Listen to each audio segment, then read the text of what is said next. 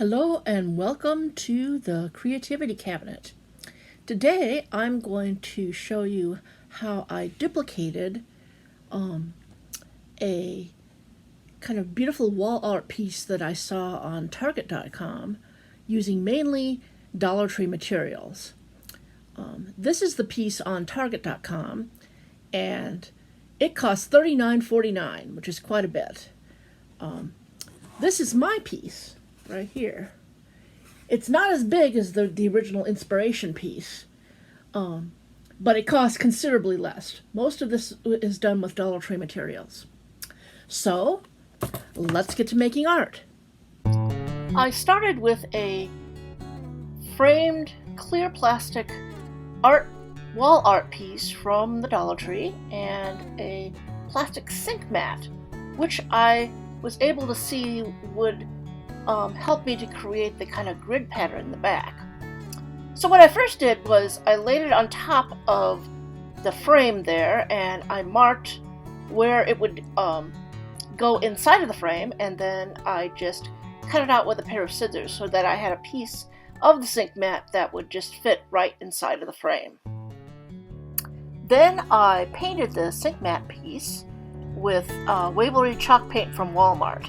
I started with a layer of the mineral paint, and I used a kind of stamping foam stamper thing, that's a technical term, to start with, and covered it well, and then I went in with a kind of a dry brush technique and used elephant chalk paint. Then I went in with white, and after I was done with the white, I went back in with elephant. I was looking for a galvanized metal look. I don't think I got that, but I did get a kind of nice distressed metal look that I liked. So I thought that was good enough. Then I flipped over the wall art piece and used my mini screwdriver that I got at Dollar Tree to remove the hanger, because the hanger was vertically aligned and I wanted this piece to be horizontally aligned.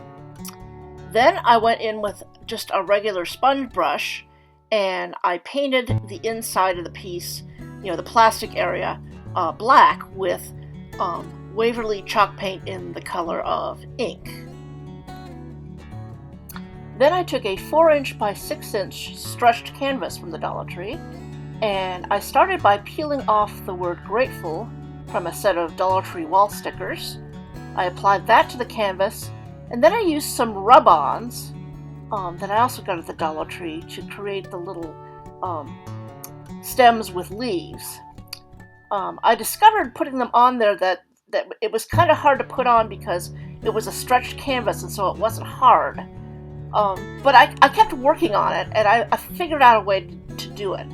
Basically, I figured out that I needed, with my rubbing tool, to rub in a circular pattern rather than back and forth. And to just keep doing that and keep doing that and keep doing that and be very persistent, and eventually it did work. Some of the leaves didn't quite come off all the way, but they came off most of the way, and the little errors on there just kind of increased the farmhouse distressed look on it. So I ended up not really minding that.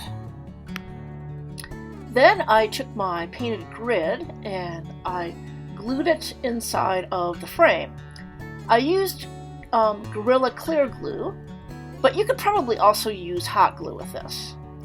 After gluing the grid, I then glued the canvas into the center, and then I took an ultra-fine point Sharpie and I created lines to make the grid look woven. Basically what you want to do there is you want to go to the point where each horizontal and vertical strip meet, and you put either 2 horizontal lines or 2 vertical lines, and you alternate between them. And when you do it that way, it ends up looking as if the thing is actually woven.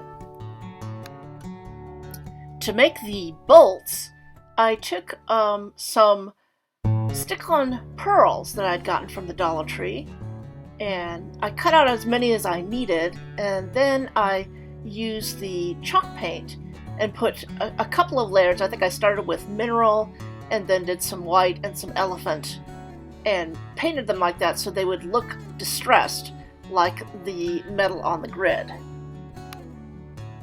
Then I took my painted pearls that now kind of look like bolts, and I stuck them onto the grid at every cross point. I was thinking that they would just stick because they're supposed to be self-sticking, but I discovered eventually that they really weren't sticking. So I ended up having to use some of the Gorilla Glue to stick them down. I ended up having to just put down a little blob of the glue and then stick it into the glue. There ended up being some overlap, but I really didn't mind how that looked. After the glue was dry, then the very last step was to reapply the hanger. I first of all marked the center of the horizontal part of the frame, and then I marked 2 dots that were equidistant from that center, and then I used my little mini Phillips screwdriver to kind of drive a little hole in there, into both of those dots. And then I was able to use a screwdriver to reattach the hanger and make it so that the piece will hang horizontally. And here's the finished piece. I really liked how it turned out, and it was really fun for me to take Dollar Tree materials and use them creatively and create something that normally would be a lot more expensive. I hope this inspires those of you who are watching to try to see if you can recreate some home decor pieces that would normally be too expensive for you.